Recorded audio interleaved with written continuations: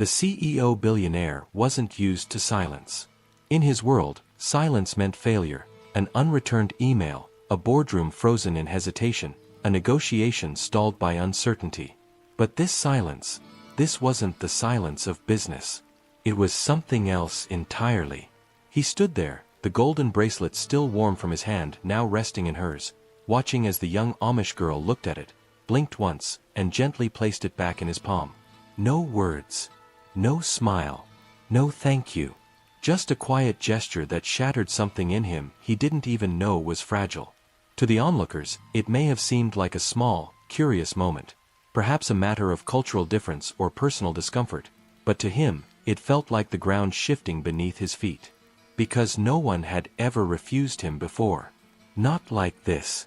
Not without explanation. Not with such gentle, graceful finality. It had started 3 weeks earlier, when his jet touched down on the open field not far from Lancaster County. He wasn't there on business, at least not the kind he usually conducted. He wasn't there to acquire land or invest in local agriculture. He was there because of a woman. Or rather, a girl. Barely 20 if he had to guess, though he never dared to ask. Her name was Miriam, and he had seen her only once, at a farmer's market outside Harrisburg. He had come there with his assistant, curious to see the slow, simple way of life that his latest philanthropic project aimed to support. He had expected authenticity. He hadn't expected her. Standing behind a table of preserves, with a linen bonnet tucked neatly over dark hair and a smudge of strawberry jam across her knuckles, she had looked at him like he wasn't anything special. And that alone had stopped him in his tracks. In New York, women noticed him before he stepped into a room. In Dubai, they whispered his name before he ordered dinner. On magazine covers, in Forbes profiles, on social media, his face was always surrounded by numbers and power. But Miriam didn't even flinch when he asked for a jar of raspberry. She handed it to him without comment, counted the change with exacting care, and then turned to the next customer as if he were nobody. That was the first time he felt it. Something unfamiliar tugging at the edges of his pride. It was not rejection in the traditional sense. It was indifference. And in his world, indifference was the rarest insult of all. So he returned the next weekend. And the next. At first, he told himself it was for research. Then, that it was a challenge. Finally, he admitted it to no one, not even to himself, that he was there for her. She rarely spoke. But when she did, her voice was clear, practical, and without ornament. She talked about the fruit harvest, about beeswax ratios in their candles, about how the rain was late this year. She never asked him where he came from. Never asked what he did. Never once looked at his watch or shoes. He wasn't used to that. And it made her impossible to ignore. He started leaving hints. Donations to the market fund. A new roof on the community center. Upgrades to the wooden stalls. Everything anonymous. Everything traced back to his charity foundation, which he made sure she would never connect to him. Still, she noticed. She always noticed. Not because she suspected him, but because she paid attention to things most people didn't. One afternoon, while drying her hands on a linen cloth, she said, "People don't always know how to give quietly. Whoever's doing this understands something." That was the first time he smiled in weeks. And the first time she looked at him with something that wasn't disinterest. Maybe curiosity. Maybe not. He thought of her at night. Between meetings. In traffic. During silent elevator rides to penthouse offices. She invaded his mind with quiet persistence. Not like a storm, but like water, carving paths into places he didn't know had grown dry. His assistants noticed. So did his driver. So did the board, though they didn't say it outright. The billionaire had changed. Not visibly. He still wore the same suits, still signed the same deals, but something in his gaze was different. Softer, maybe. Distant. The bracelet was not extravagant by his standards. It was custom-made, yes, but not dripping in diamonds. A single solid band of gold, engraved with a verse from a hymn he once heard her humming under her breath. "Be still, my soul, the Lord is on thy side." He had looked it up after hearing it, played it on repeat. Not because he was religious, but because the sound of it reminded him of her calmness, her resolve, her rootedness. He had the bracelet designed to reflect that. Nothing flashy, just honest, pure. Gold from a mine he owned in South Africa, refined in Switzerland, hand-delivered to the Pennsylvania fields. He rehearsed the moment in his mind 1,000 times. How he would walk up to her stand, how he would present the box, unwrapped, to avoid offense. How he would explain, if necessary, that it was not a bribe or a gesture of seduction, but simply a gift from one soul who admired another. But when the moment came, words failed him. He said nothing. Just opened the box and held it out to her. She looked at it. Not startled. Not offended. Simply observant. Her fingers brushed the edge of the velvet. Her eyes lingered on the engraving. Then she lifted it, turned it in her palm once, and placed it back in his hand. No anger. No rebuke. Just a silence so complete it felt like a chasm opening beneath him. He didn't know what to do. For the first time in decades, the man who commanded entire industries, who had presidents on speed dial and nations waiting for his investments, stood frozen by a girl with flour on her dress and dust on her shoes. She didn't need to say anything. The message was clear: she could not be bought. Not with money. Not with gold. Not even with something as carefully considered as that bracelet. Later, as he sat in his car staring at the object still clutched in his hand, he realized it was not rejection that stung. It was revelation. She had shown him something. Something about value, about depth, about meaning, that he had never grasped despite all his wealth. And now, he couldn't unsee it. The gift had been returned, but something else had been taken in its place. Something deeper. Something that would not be so easily given back. And that was only the beginning. The gold bracelet rested on the passenger seat of his Bentley for 3 days. He didn't move it. Didn't put it away. Didn't speak of it to anyone. His driver noticed but said nothing, merely glancing at the small velvet box each time he opened the door. The CEO Billionaire, whose schedule was usually stacked with summit meetings, gala appearances, and high-level negotiations, had suddenly cleared an entire week. No board member dared to ask why. They assumed it was something personal, or strategic, or both. What they didn't know was that he had begun to feel something he hadn't felt since he was a boy, something he couldn't control. Not fear. Not longing. Something harder to name. Something that made a man with everything feel like he had nothing at all. He returned to the market the following Saturday, not knowing what he would say. She was there, just as she had been before, her sleeves rolled up, her fingers stained with blackberry juice, her bonnet casting a soft shadow over her brow. If she noticed him coming, she gave no sign. She continued placing jars on the table, arranging them by flavor, wiping a smudge from a glass lid with a square of clean cloth. He stood a few feet away, the bracelet still in his coat pocket, feeling strangely hesitant. No one had ever made him wait like this, not because they wanted to assert dominance, but because they didn't even realize they were supposed to notice him. When she finally looked up, her eyes met his with the same calm, unwavering clarity as before. There was no awkwardness, no shame, no flinch from what had passed between them. She offered a soft nod, as she might to a neighbor she'd seen often, and asked if he had come for more raspberry. He nodded, unsure of how to answer, and watched her wrap the jar in brown paper and tie it with a piece of twine. Her hands were steady, efficient, free of hesitation. He paid with exact change, and stood there holding the small parcel like it might burn him. She didn't mention the bracelet. Didn't ask why he brought it, or what it meant.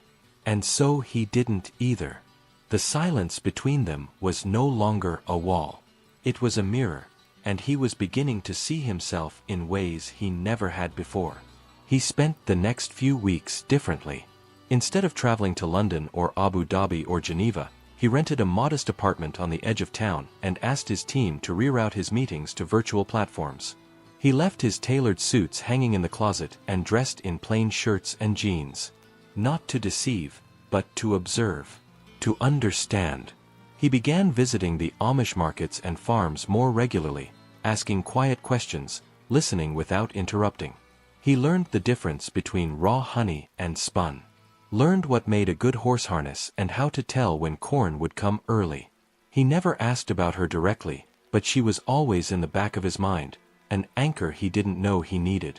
Once, he passed by her family's homestead, staying far enough away to remain respectful, close enough to glimpse the rhythm of her world.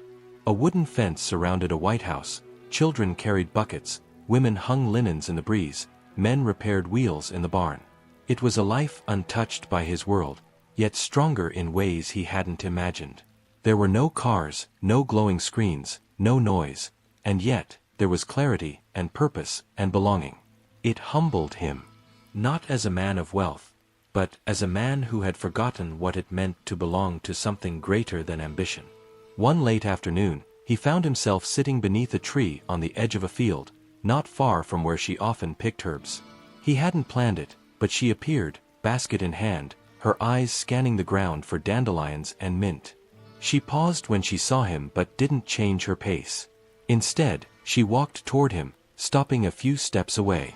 "You've been coming around," she said plainly, not unkindly. He nodded. "Yes." She looked out across the field, then back at him. "What are you hoping to find?" It wasn't a challenge. It was an invitation to tell the truth. And for once, he didn't deflect. "Something I lost a long time ago," he answered. She didn't press further. Didn't offer comfort. She merely nodded once and crouched down to pluck a sprig of mint from the soil.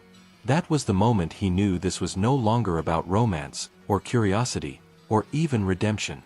It was about something deeper, something that demanded he let go of who he had been to understand what he could become. And she, without trying, without manipulating, without even intending, was the catalyst. Word began to spread among the community. They were cautious, of course. Outsiders had come before, offering money, technology, convenience. Most left disappointed. But this one was different. He didn't offer. He listened. He didn't push. He respected. Slowly, cautiously, doors began to open. He was invited to observe a barn raising. Then a harvest. Then a Sunday hymn, though he stayed at the back and didn't sing. He began to learn their ways, not as a spectacle, but as a student. One afternoon, her father approached him. A tall man, weathered by sun and labor, with hands that looked like they could split oak with a glance. He didn't smile, but he didn't frown either. "I hear you've been asking questions," the man said. "I have. Questions can be dangerous, if a man's not ready for the answers. I think I'm starting to understand that." The man studied him for a moment, then offered a slow nod before walking away. It wasn't approval. But it wasn't dismissal either. It was the beginning of something, respect perhaps, or the testing of it. As weeks turned into months, the billionaire found himself changing. His decisions were less reactive, more thoughtful. His language softened. His staff noticed he no longer barked commands. Instead of buying new offices in Hong Kong, he redirected funds into education programs, water systems, slow-burn investments that took years to bear fruit. He didn't announce it publicly. He didn't call it a transformation. But those closest to him saw it clearly. The bracelet remained in his pocket. Worn now, the box fraying at the corners, the velvet dulled by time. He carried it not as a token of rejection, but as a reminder. A reminder that the truest gifts cannot be purchased. That worth is not assigned by market or status. That some people, rare people, are born immune to the intoxication of power. One rainy morning, he returned to the market. She wasn't there. Her stall was closed, the jars of jam missing, the table bare. He asked quietly and was told that her mother had taken ill. She was at home, tending to her. Without hesitation, he turned and walked the miles on foot, past fields and fences, through quiet roads until he saw the house again. This time, he didn't hide. He stepped forward and knocked gently on the wooden door. She opened it. Her eyes widened for a moment, not in surprise, but in recognition. She didn't invite him in, didn't ask why he came. But she didn't close the door either. "My mother's resting," she said softly. "I heard. I wanted to offer help." She studied him for a long breath. "You already have." He didn't understand what she meant until later, when he realized that help didn't always look like grand gestures. Sometimes, it was simply being willing to walk through mud to offer presence. He stayed outside, under the eaves, talking with her for hours about nothing and everything. The rain slowed, the sky cleared, and by evening, she handed him a small basket of herbs and thanked him for coming. No invitation to return. No request. Just a nod, and the quiet closing of the door. As he walked back to the road, soaked and muddy, the bracelet still in his pocket, he understood something profound. She had accepted him, not as a billionaire, not as a man with influence or resources, but as a man willing to return what he couldn't keep, expectation. And yet, even with all he had learned, the truth remained. She had given the bracelet back without a word. And perhaps she always would. The shift in the billionaire's life was not sudden but deep, steady, and irreversible. While the outside world still clung to its image of him as the unshakable force behind a global empire, commanding satellites and skyscrapers with the flick of a signature, within the narrow boundaries of a plain farming county, his identity began to dissolve. His name, once synonymous with excess, power, and prestige, had no currency here. What mattered was the way he carried himself, his quiet hands, his stillness while waiting for the harvest to be ready, the respect he showed by not photographing their barns, not boasting of his help, not questioning the silence. The silence had become a language between them, and while he once found it disorienting, he now carried it like a new form of clarity. He had not yet earned a place among them, and perhaps never would. But the judgment in their eyes had softened, not because of what he brought, but because of what he left behind.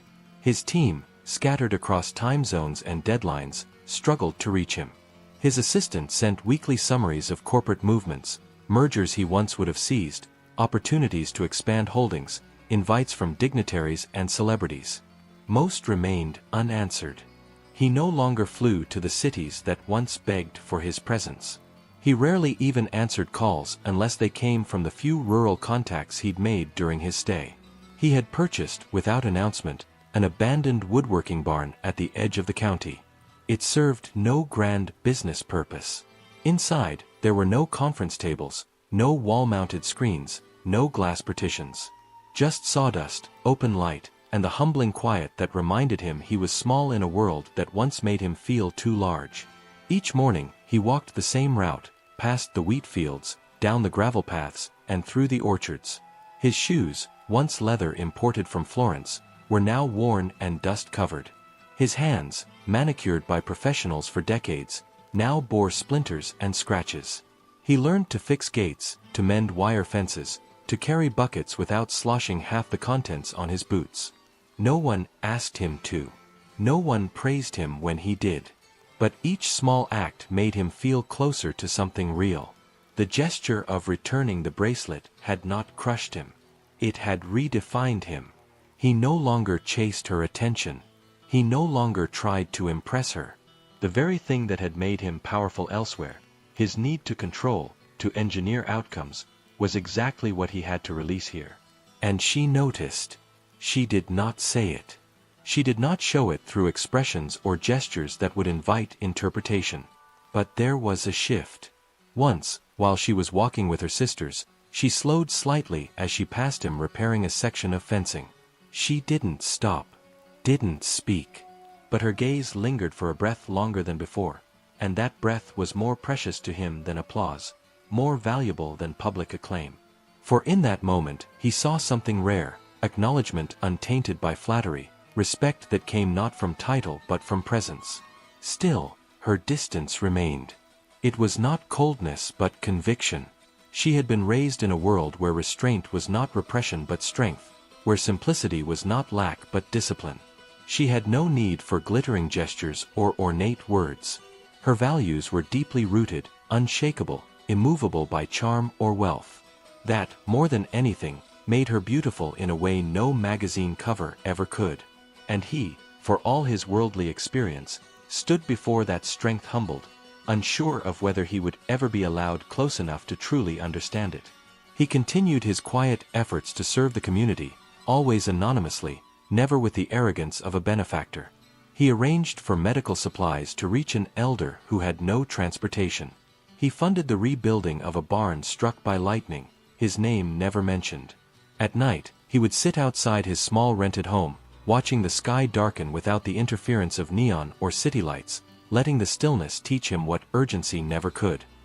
He had begun to measure his life not by earnings or expansion, but by mornings when birdsong woke him, by hands that hurt from real labor, by the simple contentment of witnessing lives that asked for nothing more than honest days and dignified rest. And yet, despite his transformation, despite the way he had willingly laid down the mantle of billionaire and picked up the weight of humility, the bracelet remained untouched in his drawer. He did not offer it again. He would never make that mistake twice. It was no longer a gift but a symbol, of what he had tried to do, of what she had shown him, of the truth that some treasures are not meant to be worn or claimed. Occasionally he would open the box and look at it, not with longing, but with gratitude. The engraving no longer reminded him of a failed gesture, but of a lesson deeply learned. Real worth needs no decoration, and real people need no convincing. One crisp morning in early October, as the leaves turned amber and the sky held the scent of harvest, he was invited to a husking bee. The invitation came not in words but in a quiet glance from one of the men whose tools he had sharpened weeks before. That glance meant everything. At the gathering, he worked without pretense, side by side with boys barely old enough to lift corn and men old enough to remember when the world had no phones. Laughter came softly but sincerely. He said little. He listened, worked, and when dusk came, he ate at the long wooden table without needing to explain who he was or where he came from. They already knew, not his past, but his present. Miriam was there. Across the table, speaking gently to her cousin, her hands still red from husking, her bonnet now loose, strands of hair escaping. Their eyes met once, not with expectation, but with something close to mutual understanding. She had watched him. Not closely, not critically, but with the careful patience of someone who understood that change takes time. She had seen how he no longer tried to give, only to be. And in that being, he had offered something no bracelet could capture. But even then, she said nothing. And he did not expect her to. There was no script in this place, no climactic declarations or dramatic turns. Growth was quiet. Trust was slow. Relationships, if they came without demands. And so he continued his days with steady rhythm, shaping wood in his barn, mending tools, helping where he could, learning to cook simple meals and split logs in even stacks. His fortune remained untouched, his empire still intact, but he no longer served them. They existed without his constant grip. And for the first time in decades, he didn't feel the need to hold so tightly. The greatest irony was that while the world outside still whispered of his disappearance, speculating on whether he was ill, retiring, or in crisis, he was more alive than ever. He was no longer an orchestrator of headlines but a man learning how to live unnoticed. His hands grew calloused. His back ached from real work. His mind, once occupied by margins and mergers, now wandered to the color of morning frost, the sound of distant cattle, the weight of silence beside someone who never rushed to fill it. The bracelet remained untouched in its box, not as a regret, but as a monument to a turning point. And though the Amish girl had returned it without a word, her gesture continued to speak through every step he took since then, every nail driven, every kindness offered, every quiet breath of wind that reminded him he was no longer lost in noise, but found in stillness. He no longer asked if she would ever accept anything from him again. He simply hoped that, someday, she might see that he had finally begun to understand. As the final leaves of autumn began to fall and the air turned sharper with the scent of wood smoke, the transformation of the billionaire, now more man than title, grew quieter and deeper. He no longer counted time in fiscal quarters or annual returns, but in the creak of barn doors before sunrise, the chill of morning dew soaking through worn boots, and the slow rhythm of a life that had no urgency beyond the season itself. The community, once cautious and slow to acknowledge his presence, had settled into a kind of passive acceptance. He was there each morning, not just in passing, not as a visitor, but as part of the landscape now. He fetched water for the elders without being asked. He stayed late to stack firewood for the widow who lived 2 roads down. He did not offer help as a performance. He simply noticed what needed to be done, and did it. Still, he remained apart in the ways that mattered most. There was no invitation to the gatherings behind closed doors, no inclusion in the prayers whispered by the men as they prepared the fields for winter, no place set for him at weddings or births. And Miriam, whose presence had once magnetized every thought in his mind, remained precisely where she had always been, close enough to see, too far to reach. He passed her often, in the fields, near the market, sometimes seated with her siblings by the river as they embroidered or read. Her gaze met his on occasion, but there was no shift, no softening, no signal. Her choice to return the bracelet had been final, not in rejection, but in definition. She was not a puzzle to be solved, not a prize to be won. She was simply herself, immutable in her convictions, and he was learning, slowly, imperfectly, that some truths are not meant to be conquered but honored. The bracelet, still hidden in the drawer of his small rented home, gathered a fine layer of dust. He never opened the box anymore. He knew the weight, the shape, the curve of the engraving by memory. It no longer represented an unanswered question, but a closed chapter. He had moved beyond it, not out of defeat, but because he had learned that real change never demands acknowledgement. And in that silence, he had grown. His calls to the outside world grew even fewer. The company ran itself now, its executives empowered to act without constant approval. His board, puzzled at first, eventually realized that their former figurehead no longer sought relevance or applause. He had delegated his power, not out of weariness, but liberation. Winter crept in with long shadows and earlier sunsets. The days grew short, and the frost took longer to burn off the fields. He spent most mornings splitting logs beside the barn he had repaired himself, the one that no longer echoed with ambitions but with the steady cadence of purpose. His body, once sculpted by private trainers in Manhattan, was now leaner, roughened by real labor. He no longer looked in mirrors. He no longer cared how he looked. What mattered was the work, the rhythm, the repetition, the way effort left behind something useful. There was peace in that, and he found himself sleeping through the night for the first time in years, his dreams no longer haunted by deals or numbers, but by the rustle of wind through empty corn stalks and the hum of bees he had learned to keep without fear.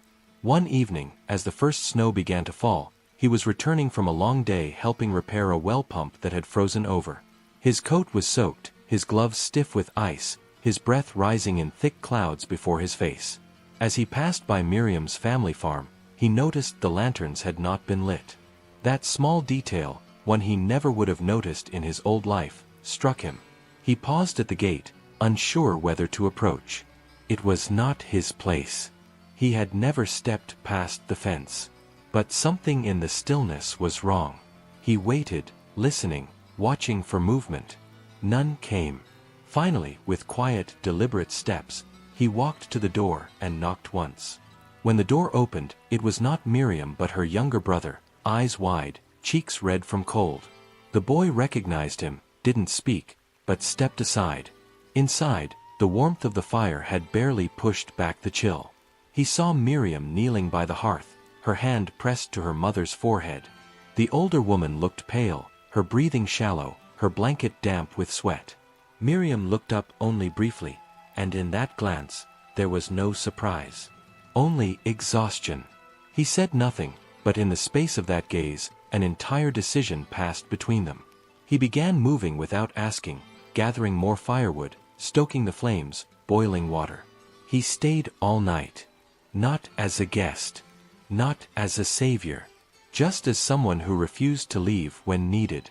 Over the next several days, he remained at the house, silent in his service, invisible where appropriate. He cleaned tools, shoveled paths, carried water when the pipes froze. He did not seek thanks, and none was offered. That was not the way things worked here. Miriam tended to her mother with quiet resolve, and he worked in the background, supporting what she carried without taking it from her. And slowly, as the storm thickened outside, something shifted within the walls of that house. The barrier between them, long silent, began to fade, not with grand gestures, but with small, unspoken truths. When he left at last, long after the fever had broken, she met him at the door. Her hand rested briefly on the frame, her eyes meeting his not with expectation, but with something new. Recognition, perhaps. Not of what he had been, but of who he had become. He walked back through the snow in darkness, each step crunching softly, the cold biting at his cheeks. And for the first time, he didn't feel like an outsider. He felt present, embedded, real. The silence had not broken, but it no longer excluded him. It held him, not as a member of their community, not yet, but as someone who had stopped knocking and simply learned how to stand still. Weeks passed. Winter deepened. He was invited, quietly, to a barn raising in January. He was handed tools without explanation, trusted to know what to do. He was fed warm bread beside the fire by an elder who didn't ask his name. He began to be seen not as the man who once brought gold, but as the man who brought himself. Slowly, he saw in Miriam the beginnings of a different kind of gaze. Not softened, not opened in romance, but adjusted in truth. She no longer looked through him. She looked at him, steady and calm. Not because he had changed for her, but because he had changed for himself. And through it all, the bracelet remained in its box, untouched. Not forgotten, but unnecessary. The gesture that once defined his failure now marked his freedom. He had tried to give her something valuable, but she had given him something priceless, the ability to exist without performance. And that, at last, was something he could carry with pride. The snow thickened over the hills, cloaking the land in a quiet, pale stillness that muffled every sound and slowed every movement. Fields disappeared beneath white drifts, and wooden carts were replaced by sleighs gliding across the frozen roads, drawn by horses whose breath steamed into the air. Winter among the Amish was not a time of idleness but of deeper work, of mending what had been worn through the year, of sharpening tools, of gathering as families near warm stoves while the wind howled just outside. For the man who had once ruled over financial kingdoms, this season felt more sacred than Christmases spent in luxury suites and private islands. The world had contracted into something smaller, tighter, and infinitely more human. And in the narrow confines of that transformation, he had learned to listen, not to voices, but to presence. His rented home was no longer a temporary stop. Though modest and spare, it had become a place of rhythm. Each morning, he rose before light and tended to the barn he had taken as a workshop, its beams now lined with his own calloused fingerprints. He crafted small items from wood, not for sale, not for business, but for use: chairs for a schoolhouse, handles for garden tools, carved coat pegs for neighbors who would never ask for them but needed them all the same. His past life of platinum pens and armored SUVs was a memory he allowed to fade. There were no cameras now. No staff reporting on his schedule. No reminders of board meetings or media appointments. The silence was no longer strange. It was sanctuary. The bracelet remained where it had always been, untouched in the drawer. He hadn't opened the box since autumn, but he thought of it sometimes, not with regret, but with a clarity that had taken months to fully understand. In his old life, he had believed that gestures defined intention, that the grander the offering, the more sincere the message.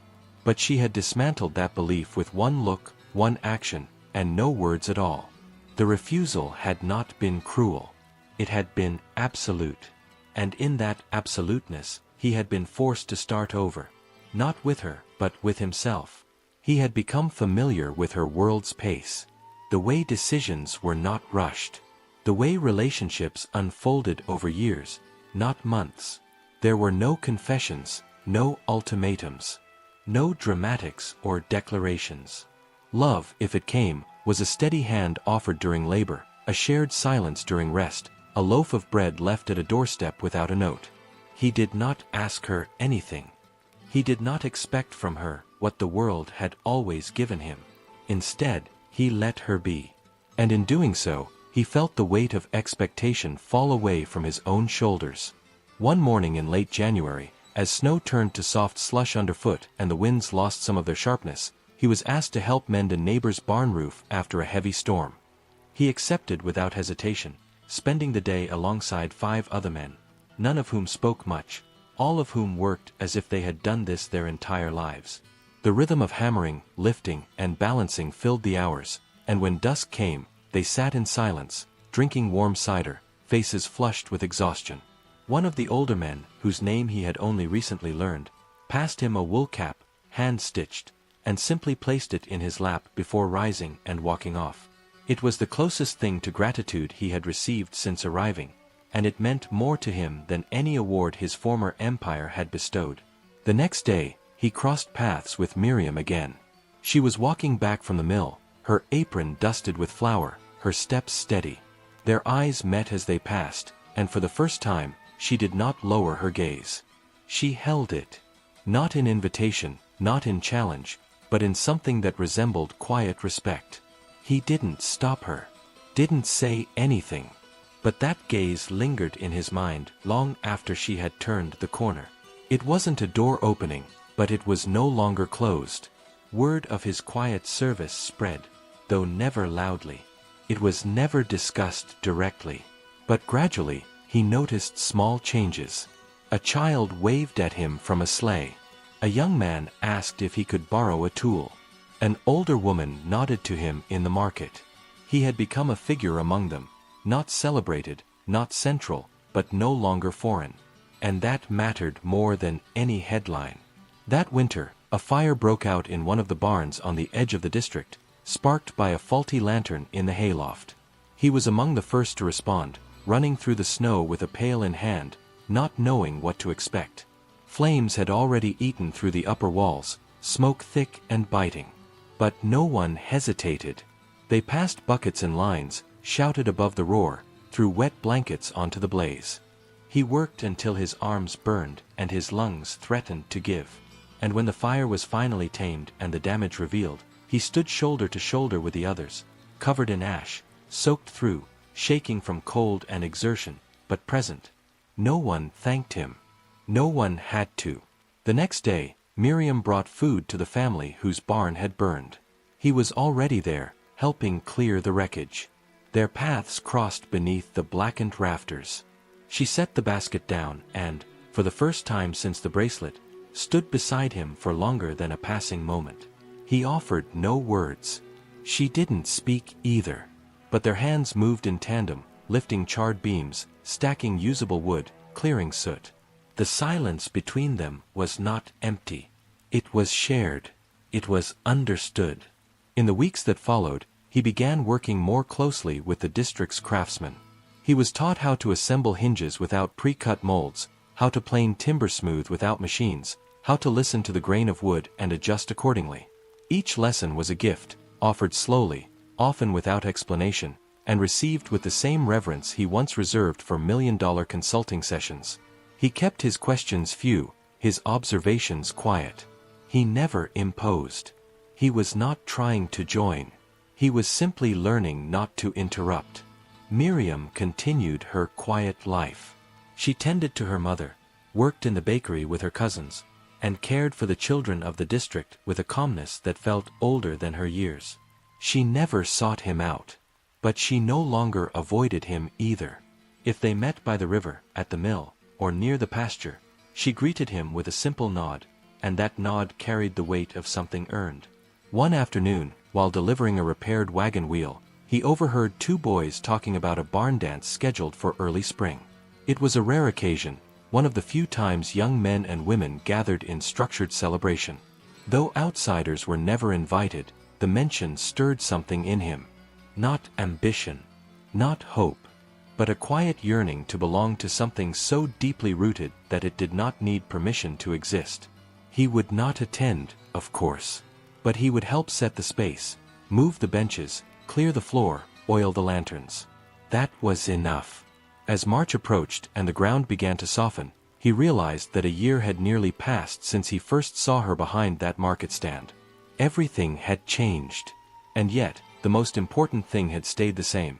She remained, untouched by the noise of the world, unshaken by offerings, unwilling to be moved by anything but truth. The bracelet stayed in the drawer, still unopened, still waiting, but not for her. It was his now, entirely. A reminder, a relic, a witness to the quiet unraveling of a man who had once believed he could own anything, and who now, finally, understood the difference between giving and offering, between presence and possession, between reaching and standing still. The girl had given it back without a word. But the life that had grown in the silence since then spoke louder than gold ever could.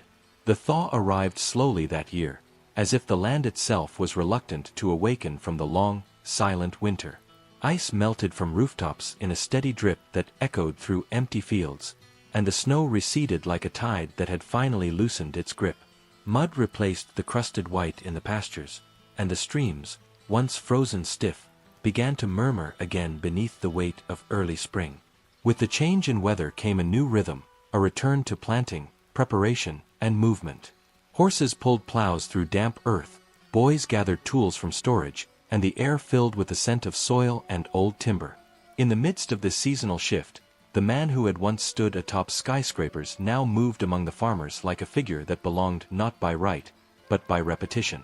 His days began before sunrise and ended well after the lanterns were lit. He had become known, if not yet familiar, to nearly every family in the district. He mended fences that had buckled under snow, repaired carts worn by frozen ground, and restored door hinges, window frames, and stall locks without waiting to be asked. His gestures were never announced. His presence never assumed. He simply worked, wordlessly, steadily, as if his hands understood that usefulness would one day be accepted where words had failed. And it was in that continued discipline, void of entitlement, that his role in the community was quietly rewritten. Miriam, who had once moved through her days seemingly untouched by his presence, had begun to shift in small, almost imperceptible ways. She no longer avoided standing near him when working in groups. She no longer averted her eyes when they passed in the lane. She even began to acknowledge him with a glance when they met at the market, a faint nod that carried more weight than most conversations he had endured in boardrooms. But her distance remained, not cold or guarded, but defined, like a boundary that had been drawn not out of fear, but belief. Her world was not one to bend under the influence of wealth or persistent kindness. It moved according to its own code, one that required not proof of change, but the passage of time within that change. The barn dance neared, and the young men began preparing the space. He volunteered to help move the benches, sweep the floorboards, and refill the oil in the lanterns without speaking of the event itself. He knew he would not be there when the music played. He knew his place. But his hands were useful, and he gave them freely. The night before the gathering, as he finished setting the last lantern on the high beam, he sat alone for a moment in the rafters, watching the light flicker across the smooth wooden floor. Laughter and song would fill this space soon, young voices and careful footsteps marking moments that would be remembered in silence decades later. He wouldn't be part of it, but he had helped prepare it, and for him, that was enough. The night of the dance, the village paths were lit by soft lanterns, and the snow that lingered in the corners of the fields gleamed under moonlight. From his house, he could hear faint strains of the fiddle, the rhythmic stomping of boots, the rustle of skirts against the floor. He didn't go near. He walked the opposite direction instead, following the stream through the woods, stopping near the old footbridge where he'd once watched her guide a group of children across. The air was still, broken only by the movement of water and the rustling of animals settling in for the night. He stayed there until the sounds of celebration faded into the dark. The next morning, he returned to the barn to clean. No one had asked him to, but he knew someone had to. He worked in silence, gathering discarded ribbons, brushing straw from corners, and returning the benches to their places. As he was lifting the last one, he heard footsteps behind him. He turned and found Miriam standing near the entrance, her hair damp from the morning mist, a basket in her hands. She said nothing. Neither did he. She placed the basket on the bench closest to her and turned to go. Inside were 2 jars of preserves, a wrapped loaf of bread, and a folded cloth napkin embroidered with initials that were not his, but her grandmother's. He understood it was not a gift. It was a gesture, a recognition, not for what he had done, but for what he had become. In the weeks that followed, that quiet gesture marked a shift more powerful than any spoken acceptance. He was invited to sit beside elders during spring meetings. He was asked to hold tools for younger men learning how to shape metal. Children no longer stared at him with hesitation. They ran past him with muddy boots and playful yells. He was not yet one of them. But he was no longer apart. Miriam's father, who had watched his every step for nearly a year with eyes sharpened by age and experience, stopped him one afternoon by the blacksmith shop. The conversation was brief. Not because there was little to say, but because both men understood that trust had no need for flourishes. A nod was given. A hand briefly rested on his shoulder. And then the older man walked away. That nod contained the weight of 1,000 contracts. It was not permission. It was acknowledgement. And still, he asked for nothing. He did not approach Miriam. He did not seek to speak with her beyond the shared moments that happened naturally. Repairing a gate together, carrying sacks from the mill, walking the same path from the market. He did not push. He did not wait. He simply moved forward, each day a quiet testament to what had shifted within him.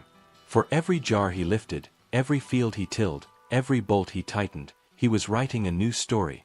Not the one the world had written for him, but the one he had chosen to live. The bracelet, sealed in its box, remained untouched. But its weight in his life had changed. It was no longer a symbol of rejection. It was a turning point, a mirror, a quiet cornerstone buried deep beneath the structure of who he had become. The man who once arrived with gold to offer had been broken down and rebuilt, not by force, but by silence. And in that rebuilding, he had finally begun to understand not what it meant to love her, but what it meant to stand beside her life without disrupting it. He no longer needed to be seen, no longer needed to be told. He no longer searched for answers or proof. The absence of words had become the clearest language. And though she had returned the bracelet without a word, she had offered him something greater, a place to stand, not by right, but by patience. A rhythm he had never known, now beating within his own chest. A life no longer ruled by acquisition, but by alignment. Spring had come. The fields were ready. And for the first time since he stepped onto that soil, he no longer felt like a man waiting for permission. He felt like a man who had learned how to wait without asking. And that, he now understood, was the only way forward. The land turned fully to spring, not with ceremony, but with quiet certainty. The trees budded without permission. The earth warmed slowly, drawing scent from the soil like memory rising from the body. The days stretched longer, and every morning came with a hum of labor. The pull of horses, the scrape of hoes against ground, the rhythm of baskets filled and emptied, over and over again. Among these motions, the man who had once signed contracts worth nations now spent his days shoulder to shoulder with farmers who barely knew his last name. His suit jackets had long since been replaced with coarse work shirts. His gold watch remained unworn in a drawer. The person he had been still existed in digital archives and boardroom photographs, but not in his body, not in his gait, not in the way he met the day. His transformation had not ended. It had deepened, matured into something rooted. He no longer counted time in months since the bracelet, or days since her glance. He no longer watched her movements for clues. He had surrendered the need to predict her, to earn her, to understand her in ways that might collapse her mystery into something manageable. She was not a puzzle. She was a person. And he no longer believed she was something to be won. He had learned that reverence is not the same as pursuit. That closeness is not forged through gifts, but by integrity repeated 1,000 times without audience. Their encounters had become more frequent, but not more intimate. They were always brief, grounded in utility. She handed him cloth when he splintered his palm. He lifted a sack from her wagon when it was too heavy. There were no words of gratitude, but the absence of avoidance had become its own language. and for him, that was enough. If she noticed the subtle ways his life had bent toward the cadence of her world, she never said. And he never claimed it aloud. But everything he did now carried the echo of that early silence. The moment she had looked at gold and returned it without a word. In mid-April, the district prepared for a barn blessing, a tradition that brought together not only families, but the fullness of their past and future in one gathering. It wasn't a celebration in the way outsiders might imagine. No fireworks, no speeches, but a quiet reaffirmation of order, of purpose, of shared labor honored in the presence of all. He had worked on that barn for 3 months, alongside 3 older men and a boy no older than 12. Every beam he had lifted, every nail he had driven, every board he had planed was now part of a structure that would outlive him. He did not expect to be named when they gathered. He didn't expect to be asked to speak.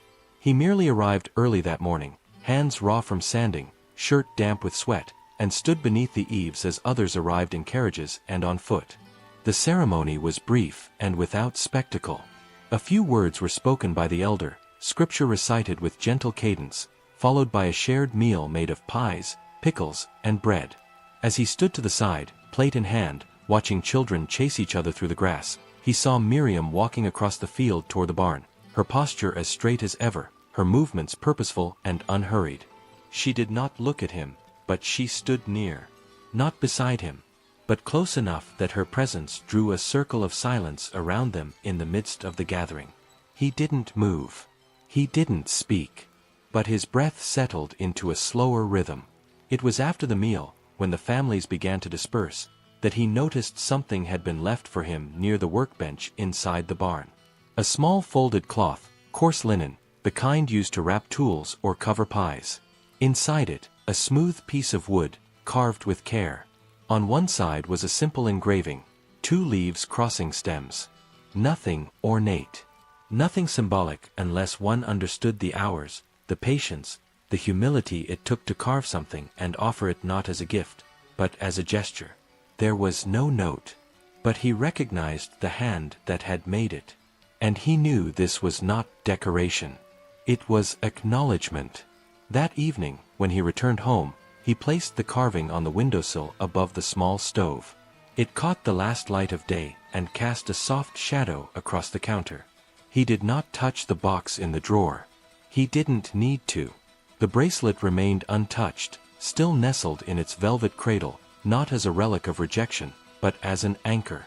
Its silence had matured into something sacred. A threshold. A vow to never again approach life with noise and assumption. He had once thought gold would open hearts. Now he knew that only character could. He continued his work through spring and into the first blush of summer. The land demanded more now, more sweat, more time, more stillness between effort. He planted without haste, repaired fences not because they were his, but because he had walked beside the animals that depended on them. His body bore the marks of this life, scars from farm tools, burns from stoves, calluses on his palms that had never formed in all his years of handshakes and contracts. The physicality of it had grounded him in ways he hadn't expected. Every ache was proof that he had returned to something real. It was during a delivery run to the mill that he encountered an unexpected interruption. A sleek black SUV waited near the main road, its engine humming with the faint arrogance of wealth. His former assistant stepped out, dressed immaculately, face tight with urgency. The world he had walked away from had found him, like an echo that refused to fade. She handed him a tablet, explained that a board vote required his presence, that a merger was falling apart, that investors were panicking. They needed his signature, his face, his voice. He held the tablet in his hands, heavier than he remembered, brighter than necessary. For a moment, he felt the pull, the old sense of being needed, of command, of consequence. Then he handed the tablet back. He didn't say why. He didn't offer a speech. But in his silence, the message was clear. He had already chosen. That life, loud, hurried, performative, no longer fit the man he had become. He watched the SUV drive away without regret. It was not defiance. It was simply alignment. The roads no longer led there. They led here, where the work was not measured in percentages, but in trust quietly built over time. Miriam passed him that evening near the river, where the geese nested along the shore. She didn't ask where he'd been. He didn't tell her. But something in her pause, the way she lingered a moment longer than usual, told him she had noticed. He had remained. Again. Without explanation. Without demand. The bracelet, resting in the dark, bore witness still. Not to a man who had been denied, but to a man who had finally learned to live within what could not be owned. He did not open the drawer that night. He did not need to remind himself. Every act now, every nail driven, every gate mended, every silent nod exchanged beneath the sky, was a continuation of what she had begun when she placed it back in his hand without a word. And though she had said nothing that resembled invitation, though she had never asked for more than patience, he knew, without asking, that her silence no longer meant distance. It meant discernment. And that was all he had ever hoped to deserve. The summer came with a quiet fullness, the kind that did not announce itself with extravagance but settled slowly into every corner of the land. The crops grew tall and strong under the persistent sun, the streams ran clear and swift, and the barns filled with the scent of hay and warm timber. Children ran barefoot through the fields while the elders sat on porches in the late afternoon, watching the days pass with the contentment of those who measured time in seasons, not minutes. The man who had once crossed continents in private jets now crossed the distance between neighboring farms on foot, the laces of his work boots frayed, his shirts worn thin from honest labor. He no longer looked like the billionaire he once was. Not in posture, not in speech, not in thought. The world he came from had vanished from his gestures, replaced by a steadiness born of repetition and humility. His hands were no longer soft. They were strong, scarred, and rough. They could lift, carve, carry, repair. His body no longer moved with urgency but with precision. He rose before the light reached the windows and worked until his muscles ached in the best kind of way. He did not miss his past. He did not mourn what he had let go. The more he gave himself to the land and its people, the more he understood that wealth had never been measured in portfolios or private holdings, but in the quiet trust that grew when nothing was asked in return. He had built nothing here with contracts, yet everything he had now was held together by faith earned in silence. Miriam remained at the center of that silence. She had not changed. Her life still flowed with the same quiet rhythm, her responsibilities carried with grace and consistency. She baked, planted, tended to the sick, cared for the young, and moved through her days with a dignity that asked nothing from the world but the freedom to live truthfully. And though she had never once offered words of encouragement or signals of affection, her presence near him had grown more frequent, more natural, more steady. They worked together sometimes now, side by side in tasks that required no conversation. She passed him tools without being asked. He lifted what she could not. There were no declarations, no courtship, no offers, just the slow, sacred forming of something that neither dared name. One morning, late in the summer, he found her waiting by the field path near the orchard. She held a basket of herbs and cloth, her bonnet tied neatly, her eyes steady.